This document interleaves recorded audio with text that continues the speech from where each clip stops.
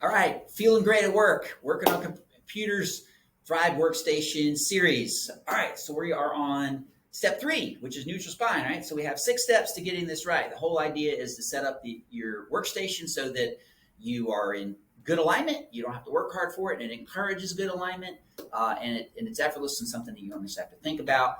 And the benefits of getting it right is you end up avoiding injuries, less discomfort, can get rid of back pain, shoulder pain, those sorts of things, and then just have energy and feel good at the end of the day or end of your work. So that's the whole purpose of this whole series. Okay, so we're up to step 3.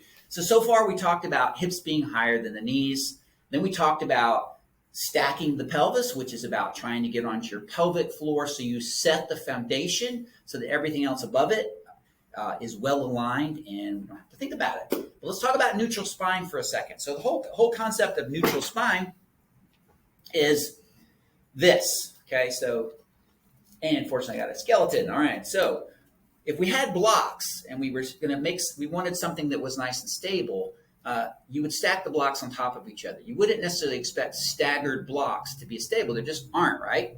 Well, in the spine, we want to have smooth curves and have nothing overly accentuated, and we want to take advantage of our structural stability.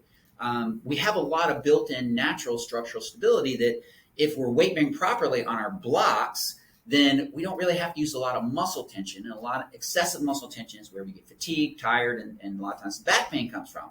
The other part is we want to be in a neutral position, okay?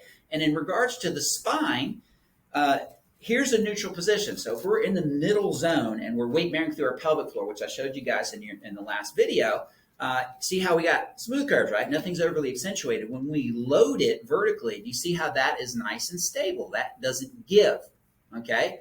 That is the same concept of if we held your finger, right? If I took your finger and had you bend back your finger, well, that's not uncomfortable. That doesn't hurt. But if you held that for a really long time, it gets uncomfortable after a while because that's an extreme of position. That's an in-range extension. Same is true for in-range flexion. With the spine, it's really obvious because when we go into extension and we're there, which a lot of people do for various reasons, that shifts the weight out of the bodies of the vertebrae and puts it into the facet joints in the back. They're hard to see on camera, but you end up loading your facet joints, and that is buckling, okay? Now, for the other way, and we're excessively flexed, well, now that loads discs. The other thing is the muscles that run in the gutter right in here are paraspinals. It brings the head forward, which weighs about 12 to 15 pounds. So it makes these muscles work a whole lot harder. We get tired, we get fatigued, and it can create back pain. So the idea with where we want to be is somewhere around neutral. Now, there's some variability for people, so let's find neutral. So we want to have hips higher than knees, right? So you sit back, sit on it, hips higher than knees, sit on your pelvic floor. That kind of puts it where you almost don't have to worry about neutral, which is the point. But let's talk about neutral. So here's neutral. So if you sit on your pelvic floor, now we roll our pelvis forward. So I'm just going to roll it forward into an arch. What does that feel like? Okay. Now roll it as far back as you can and just roll it back and forth and go, what's the extreme? Here's the extreme extension. That is usually not real comfortable, okay? And then if we roll it back the other way to flexion, that is also usually not real comfortable. Both of those extremes, and we have tests of showing people this in the office, but both of those extremes just load your back in different ways. And again, what you do here will set the foundation for everything above. It's very difficult to correct your shoulders and your neck and everything else with any kind of long-term change without having the base and the foundation right. So you want to be neutral. So the idea is not extended, not flexed, but right in the middle. So the way you find that on you is you roll it back and forth and find middle ground that feels most comfortable. Now, if you got your seat height in the right, it's higher than your hips, or your hips are higher than your knees, I should say, and you got your pelvis stacked, a lot of times that puts you right in a nice neutral position.